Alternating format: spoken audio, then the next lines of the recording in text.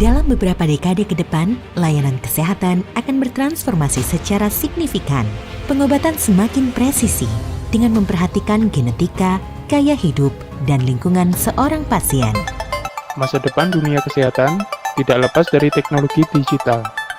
Kemajuan teknologi yang begitu pesat berdampak juga pada bidang kesehatan. Perkembangan teknologi berperan membantu para dokter dan praktisi kesehatan membangun mutu perawatan kesehatan yang lebih baik. Di masa depan, ketika pasien datang ke rumah sakit, cukup dengan scan sidik jari, semua histori pasien bisa diakses. Didukung dengan teknologi artificial intelligence, dokter dapat dengan mudah mencatat SOA pasien, lengkap dengan rekomendasi pemeriksaan penunjang.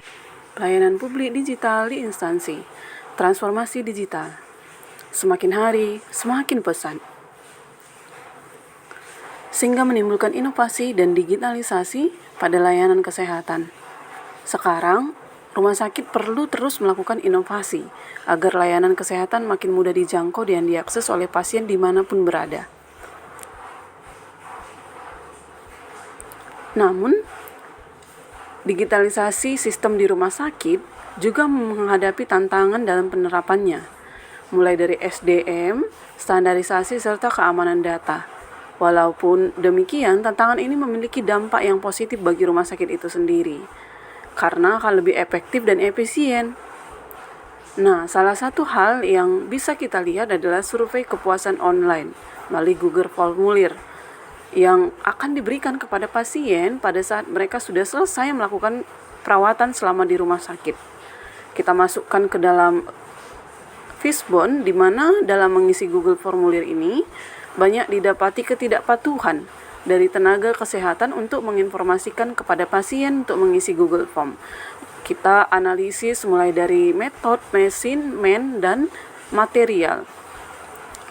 Dari kita bisa lihat ada kurang komunikasi dan keterbatasan tenaga beserta dengan kurang disiplin. Materialnya, kondisi pasien, tingkat pendidikan keluarga dan pasien, kendala bahasa, komunikasi dengan pasien atau keluarga. Dari metode, SOP yang belum berjalan secara optimal. Dari mesin, supervisi tidak berjalan optimal. Kemudian sistem reward belum berjalan. Selanjutnya, kita masukkan ke dalam USG. Mulai dari urgency, seriousness, growth, total. Kemudian kita masukkan ke dalam skala prioritas. SOP belum berjalan optimal. Urgensinya 5, seriousness 4, growth 4, dan totalnya 13.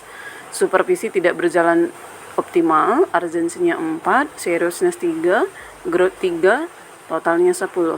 Begitu juga dengan tingkat pendidikan keluarga dan pasien. Kita beri urgency skor 3, seriousness 3, growth 2, dan total 8.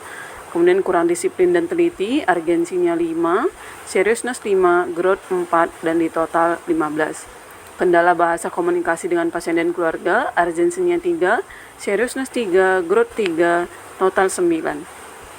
Jadi dari sini kita bisa melihat prioritas pertama adalah kurang disiplin dan teliti, prioritas kedua adalah SOP belum berjalan secara optimal. Dari permasalahan yang kurang disiplin dan teliti, kita bisa melakukan beberapa tindakan. Yang pertama, melakukan kegiatan sosialisasi atau penyuluhan kepada petugas menggunakan poster sebagai alat peraga. Jadi kita print link Google Form-nya, kita bisa memberikan kepada tenaga kesehatan yang sedang bertugas. Kemudian yang kedua, kita dapat menempelkan link Google Form tersebut di kamar pasien. Jadi setiap pasien akan pulang, kita kembali melihat bahwa ada Google Form yang harus diisi sebelum meninggalkan ruangan. Yang ketiga, dilakukan monitoring dan evaluasi. Tindakan yang bisa kita lakukan adalah mencatat nama yang memulangkan pasien, kemudian kita mengevaluasi apakah dari pasien yang dipulangkan sudah ada link kepuasan yang sudah diisi oleh pasien ketika perawat tersebut mengerjakan tugas dan tanggung jawabnya.